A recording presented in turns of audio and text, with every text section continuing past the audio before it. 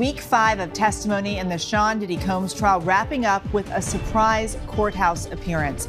Grammy award-winning rapper Ye, formerly known as Kanye West, arriving with one of Combs' sons today, telling ABC News he was there in support of Diddy. Taking the stand today, a special agent involved in the 2024 raid of Sean Combs' Los Angeles home. He testified about what was seized from Combs' home, including 900 bottles of lubricants and 200 bottles of baby oil. The agent also holding up plastic bags of drugs taken from the home. Jurors seeing some of the actual firearms seized. The agent showing them the serial number on one rifle was scratched off. Kanye West, a name that never truly leaves the spotlight in American entertainment, once again shocked the public when he made an unexpected appearance at the trial of superstar rapper Diddy. But the strange part? Kanye wasn't there to testify. He didn't speak. He didn't sit center stage. Instead, he quietly slipped into what's known as the overflow room and left less than 20 minutes later. No explanation. No comment. In a courtroom where every word can become evidence, Kanye's silent presence felt like a cryptic puzzle piece in the massive, chaotic mosaic of elite showbiz. And as if that wasn't dramatic enough, that very same day in court, a mysterious audio recording was revealed, featuring the voice of a key figure for the first time, Christina Korm. The contents of the recording not only stunned the courtroom but also set social media on fire. All of this led to one big question. Was this just a coincidence, or were Kanye and this explosive audio somehow setting the stage for an even bigger twist to come? If you think you've seen all Hollywood drama has to offer, you might want to stick around until the end of this video. What's coming next? You won't believe it's real. During the day, Aaron, it was, let's call it a scene at the courthouse when Ye showed up. What was the reaction in the building? Oh, it was a scene. Kanye West gets out of this luxury vehicle, the Maybach you see there, walks into court, shakes a hand, and he left after about 20 minutes because he was not allowed into the main courtroom. We caught him in the hallway. He told us that he was there to support Sean Combs. I'm not sure that Combs wanted his support because we had overheard his defense attorney saying to the court security officers to only let in people who are on the list. So he didn't make it into the main courtroom, was brought to an overflow room, and then he left after just a couple of minutes inside and did not return. To understand why Kanye's appearance stirred up so much attention, we have to zoom out and look at the case currently shaking the entire American entertainment industry. Sean Diddy Combs, one of music's biggest moguls over the past 2 decades, is facing a laundry list of serious federal charges, including sex trafficking, money laundering, prostitution, and allegedly running an organized criminal network. And these accusations aren't coming from just one person. They're backed by a series of witnesses, including former assistants, business partners, and even former close friends. But what's truly shocking isn't the charges themselves, it's the big names quietly being dragged in. Kanye West is a prime example. His relationship with Diddy spans over 20 years, dating back to when Kanye was just an unknown music producer, long before he became a global pop culture icon. They were once spotted at lavish parties, collaborated on music campaigns, and even shared time tangled in rumors surrounding Hollywood's mysterious elite. Some insider sources even claimed Diddy once helped Kanye cover up a major scandal back in 2018, the time Kanye sparked backlash with his controversial comments on slavery. Since then, their friendship has been a constant subject of speculation, close yet complex, supportive yet unpredictable. So when Kanye walked into that courtroom, the question wasn't just what is he doing here? It became who is he protecting or warning? We're sitting there, hanging out outside the court. It's actually pretty quiet, like eerily for Friday the 13th. And all of a sudden this black Maybach just pulls up, pulls back, right in front of the entrance, and a crowd forms. And that's when Ye pulls up and he walks in, and he just walks in the court. Now this is him walking out, but same look, kind of walking in the court. You can see there on your screen, walking in, he goes into the public entrance. He's only there for 20 minutes. Now, he, as Aaron pointed out, doesn't get into the main courtroom on the 26th floor. Instead, he goes into what's called the overflow. not the initial overflow on the 24th floor, but almost by himself on the 23rd floor. And that's when some reporters notice that he's down there, he gets in there, he's sitting next to Christian Combs, Sean Combs' son, and some of the security as well. But when about 15, 20 reporters get in there, that's when he exits, only in the building for about 20 minutes. Okay, let's talk about some of the evidence that Aaron was just talking about that the jury saw photos of today. These are photos, the evidence, this stuff that was seized from his home in LA. Yeah, I mean, big picture, guns, baby oil, lubricant, and drugs. That's what was mainly found. Now, the guns, I think is a bit of a red herring because there were 6 guns that were found, AR-15 style guns, pump action shotguns, a Glock, but all of those were inside of the area where the security guards, where Sean Combs hires, were in. And there's actually a closet or a safe where all those guns could have been found inside, but the agent didn't say whether or not they were inside the storage unit or outside, but we saw baby oil. I think baby oil stacked up as high as you. I think there were like 24 boxes of it just stacked in the garage. It was a lot. At this point, Diddy's case isn't just a personal legal battle. It's becoming the flashpoint for unveiling the dark underbelly of the entertainment world. And Kanye, with his carefully curated silence, seems to be playing the part of either a watchful observer or a master strategist. That morning, media packed the federal courthouse as Diddy's trial resumed. No one expected that among the crowd would be a very familiar figure, Kanye West. No announcement. No security entourage. No heads up that he'd be attending. Yet somehow he was spotted, just briefly, in the hallway. Social media lit up instantly. Kanye shot up the Twitter trending list within minutes with tweets asking, "Why is he there? Is Kanye involved? And even, is this just a PR stunt for his next album?" But what puzzled people the most was where he sat. Not in the main courtroom where the tense exchanges were happening, but in the overflow room, a space meant for those without a seat in the main trial room. He sat there for less than 20 minutes. No conversations. No press. And then, he vanished. No one escorted him. No statements were made. This quiet demeanor was a stark contrast to the Kanye the public knows, the one who once grabbed the mic from Taylor Swift, argued with TMZ live on camera, and made endless rants on national television. Naturally, people asked, why did Kanye show up at all? Was he just there to support someone as a friend? Or was his presence sending a silent message to someone inside that courtroom? Some fans went full detective mode, picking apart his outfit. All black, cap pulled low, no smile, no waves. Was this intentional camouflage? Bolder theories began to spread. Kanye knew eyes were on him, and he wanted to make sure his presence was felt, without ever saying a word. Because in today's media world, where every look can become a headline, silence can be the loudest statement of all. So what's the relationship between these two rappers? Let's bring in ABC News contributor Kelly Carter, who covers entertainment and pop culture for us. Okay, Kelly, we haven't seen much of any celebrity support for Combs. Ye turning up like that today. Is that a big deal? Yeah, that felt pretty colossal because as of right now, he's the only celebrity that's been pretty vocal in his support of Sean Combs, and most certainly is the only one who has shown up in court to support him, or attempted to show up at least.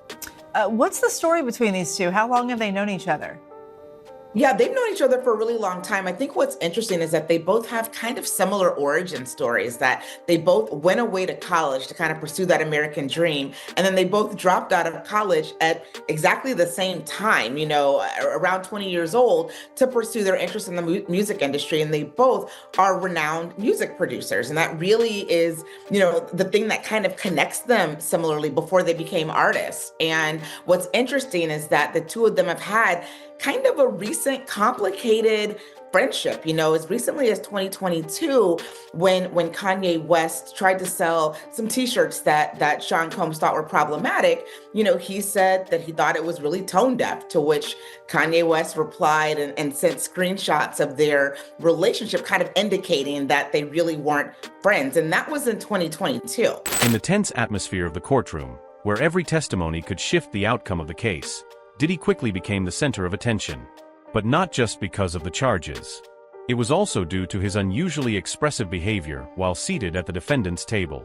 As an HSI agent was being cross-examined by Diddy's attorney, multiple observers, including journalists and members of the prosecution, noticed Diddy nodding along enthusiastically, as if deeply agreeing with every point his legal team made. But what really raised eyebrows wasn't the nodding. It was the subtle moment when Diddy, almost covertly, raised a thumbs up from under the table, signaling okay to his lawyer during the questioning. It was a small gesture, but it immediately sparked debate. Was he simply trying to boost morale, or was this an attempt to influence the courtroom's mood? The prosecutor didn't let it slide. He immediately addressed it with the judge. Though no formal warning was issued this time, the judge made it clear he would not hesitate to take action if such behavior occurred again. The message was unmistakable, especially since just a week earlier, Diddy had already been reprimanded for staring at the jury in an uncontrolled manner. While the prosecution was trying to maintain courtroom decorum and minimize influence on the jury, Diddy's legal team defended his behavior, saying, "My client is simply engaged in his own defense. There was no intent to manipulate." But in a space where even the smallest movement can be scrutinized, even a seemingly harmless thumbs up could be perceived as a psychological tactic. Some believe Diddy knew exactly what he was doing. As someone with years of experience in media and performance, he's no stranger to being under the microscope. He understands that every move could be interpreted, recorded, and analyzed. Perhaps he was performing, not just for the judge and jury, but for the public eye watching from the outside. Some courtroom analysts even joked that Diddy might have forgotten he wasn't on a music video set anymore. With such animated facial expressions and theatrical body language, he looked less like a defendant and more like a director in the middle of a production. Shortly after Diddy's questionable body language stirred up a storm, all eyes shifted when new evidence was introduced. An audio recording between Christina Korsm and Jonathan Perez, two behind-the-scenes figures rarely mentioned, but now revealed to be holding some of the most crucial pieces of the puzzle. Not only was this the first time the tape was played in court, but it was also the first time the public had ever heard Christina's actual voice. Known as the ghost of Diddy's mansion, she had appeared in several images but never once spoken to the media. In the tape, Christina and Perez discuss a highly sensitive matter, a sexually explicit video discovered on an iPad that was regularly used at Diddy's mansion. What shocked everyone even more was that house staff had stumbled upon the video while using the device for everyday tasks. During the conversation, Perez admitted he had directly spoken to Diddy about the content of the video, a statement considered highly damaging for the defense, as it contradicted Diddy's prior claim of having no knowledge of such material. Every line in the recording felt like a knife slicing through the polished facade of earlier testimonies. Christina's voice was calm, steady, and disturbingly composed. Her lack of fear or hesitation only made the atmosphere in the courtroom heavier, like everyone suddenly realized this woman knew far more than she had let on. From a media standpoint, this was a bombshell moment. Because when there's a recording, all previous denials lose credibility. The tape didn't just serve as evidence, it created an emotional shockwave. People weren't just told the truth, they could hear it. And in this digital age, recorded truth hits harder than 100 witness statements. One key detail: the conversation between Christina and Perez wasn't intended to be recorded for legal use. It was a casual chat, unknowingly captured, which made it feel more authentic than anything else shared in court so far. Naturally, speculation exploded. Who recorded it? Who leaked it? And how many more audio bombs are still hiding in the shadows? One recording, two voices, and a ticking time bomb of consequences waiting to go off. The moment the tape ended, the internet went into overdrive. Old conspiracy theories about Hollywood elites reignited like wildfire. Kanye's name, already making waves for his mysterious appearance, was suddenly tied into an eerie web of connections, from the Balenciaga scandal to Diddy's infamous guest lists for controversial after-parties.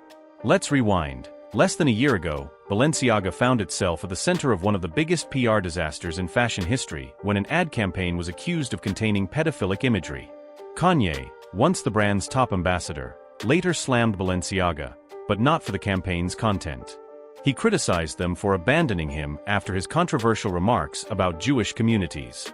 That moment sparked suspicions that Kanye knew more about what went on behind the scenes, and that his erratic statements were strategic misdirection.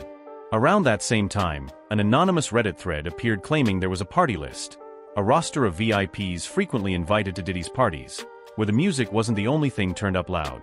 Among the names listed, Kanye West. While no hard evidence surfaced, online sleuths connected the dots. Kanye had once warned that Hollywood sells souls, claimed he'd been mentally assassinated, and in recent years, made an intense return to Christianity. Some die-hard fans believe Kanye showed up in court not to spectate, but to send Diddy a warning, like a brother in arms trying to back out of the battlefield. Others went further, theorizing that Kanye might have been the one who leaked the audio tape, similar to how he once dropped Jay-Z's demo tracks to force business negotiations. With someone as unpredictable as Kanye, anything is possible, and his silence in court only added fuel to the fire. Some netizens even went so far as to call this trial a real-life version of the TV series Scandal, where power, secrets, and betrayal collide. And if that comparison holds true, then Kanye might not just be a background character. He could be the one holding the entire playbook. In today's world, where every tweet can generate millions of interactions and every video minute equals revenue, what matters most isn't whether you're right or wrong. It's whether you can hold the spotlight. And the Diddy case, coupled with Kanye West's unannounced courtroom cameo, is a textbook example of high-stakes media warfare between seasoned players. Despite facing extremely serious allegations, Diddy continues to operate with a highly capable media team. His social media posts, or those made by people around him, maintain a carefully crafted tone. The truth will come out, they say. I'm still creating. I'm still part of music. Even in silence, Diddy's courtroom demeanor, from his neatly tailored outfits to the way he takes notes like a focused student, has been dissected by the media as if it were part of a rebranding campaign. A new narrative is emerging: Diddy, the composed man weathering a storm. As for Kanye, no one plays the ambiguity game better. He didn't speak. He didn't act. Yet his name dominated headlines more than anyone else in the 24 hours following the hearing. On Twitter, YouTube, TikTok, millions were searching Kanye West at Diddy trial. And that inevitably led to increased views of Kanye's recent music videos, spikes in his account engagement, and of course, rampant speculation that he might be teasing a new release. As always, the media was the biggest winner. Entertainment news channels, showbiz podcasts, TikTok drama analysts, they all rushed to publish videos breaking down Kanye's every glance, decoding Diddy's expressions, or unpacking Hollywood's media playbook. The entire event became a goldmine for clicks, with each outlet spinning the story like a live-action Netflix series. And the audience? Us, the global spectators, found ourselves caught in the whirlwind. Even knowing it might all be calculated, we couldn't look away from the unfolding scandal. Because sometimes, the thing we're most addicted to is being pulled into a story we think we're not part of. Hollywood has long been more than just the entertainment capital of the world. It's where cultural standards are shaped. It's a place where power, fame, and influence can elevate someone from obscurity to icon status, or crush them without mercy. The Diddy trial and Kanye's silent entrance are peeling back the curtain on something worth reflecting on. Behind all the flashing lights lies a complex network of silence, secret deals, and relationships bound by both profit and fear. Diddy, once celebrated as the embodiment of the Black American dream, a self-made mogul who built an empire from scratch, is now facing charges that could destroy everything he's built. He's not just an artist. He's a media empire, the face of countless brands, and a pioneer who helped pave the way for future generations of artists. But for that very reason, if he falls, the crash will be seismic, sending a message that no one is too big to fail. And Kanye? He's long been a walking contradiction. Is he a genius or a loose cannon? A trailblazer or a traitor to his own circle? To many, Kanye's silence this time is the most haunting part of all.